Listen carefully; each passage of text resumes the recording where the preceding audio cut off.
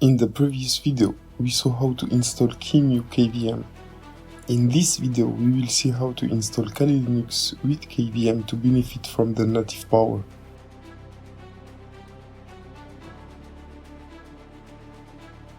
We are going to start by downloading the Kali ISO and copying the SOM file into a text file to verify that our ISO is not damaged or worse, altered.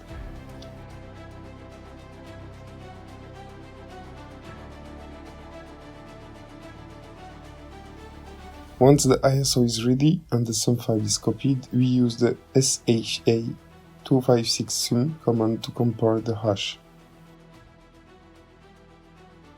If the prompt shows OK, then we are ready to continue.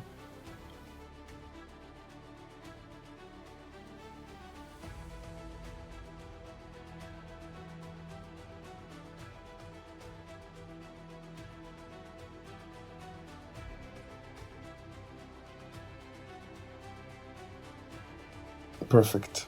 Now we can open Virtual Machine Manager. To create a new VM, we simply click on the plus icon on the top left. We want to create our VM locally. Then we have to select from which ISO we want to create the VM. As you can see, in my home folder, I created an ISO folder where I store my ISO and my VM folder where I store my virtual machines. So here you can use the default option or create storage pool, one for ISO and one for VM. To create them, simply press the plus at the bottom and select the path of the folder.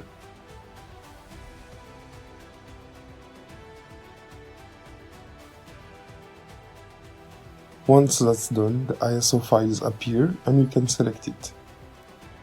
For most ISO, QEMU automatically detects the OS, but for Kali, it's not the case, so manually type Debian testing.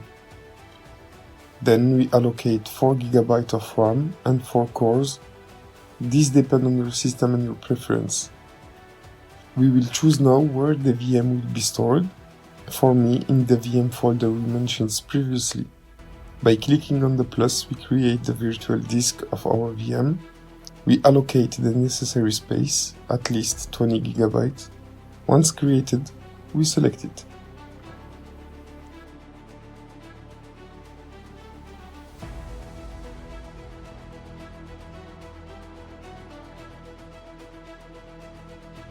Now name your VM. We leave the default network configuration for now and make sure to check setup before installation.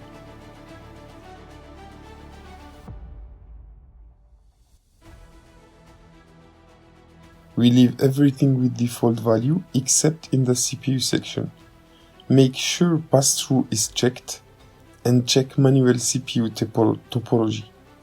In my case, I wanted to assign 4 virtual CPUs, so we will set 1 socket, 1 thread and 4 cores.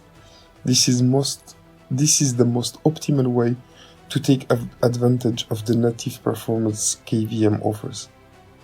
We apply the settings and we can finally start the installation of the VM. Now the basics. Choose the language, the region, the keyboard layout. Network configuration will be done automatically.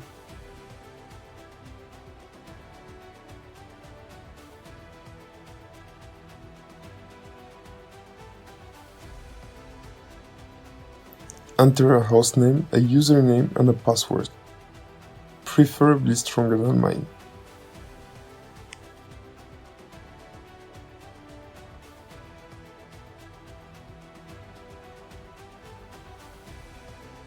For this video and for VM in general, guided partitioning is more than enough. Everything will be stored on root. We accept writing the change and the installation of Kali should begin. Leave the default configuration. XFCE is lightweight, which is ideal for VM. We accept the installation of Grub and we can finally reboot on a complete installation.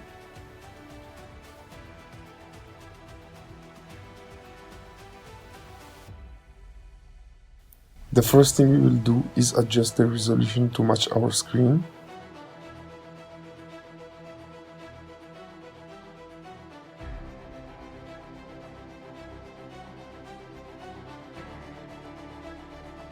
Then, open Kali Tweaks. Under Virtualization, accept the installation of Spice Agent, which will allow us to copy-paste from our host to the VM. However, even if it's practical, for security reasons, it is still recommended not to do it.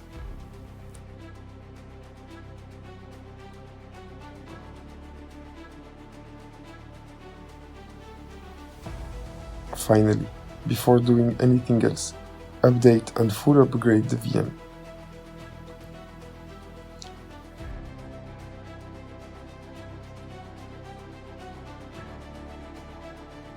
You can pause the VM and resume it at any moment, create snapshot, and even clone the VM completely. But all of that is not inherent to QEMU. Here, the most important thing is that thanks to KVM, our VM has almost native performance. For the kernel, it is just one more process. It's almost as native for your computer as launching an application like Firefox, for example.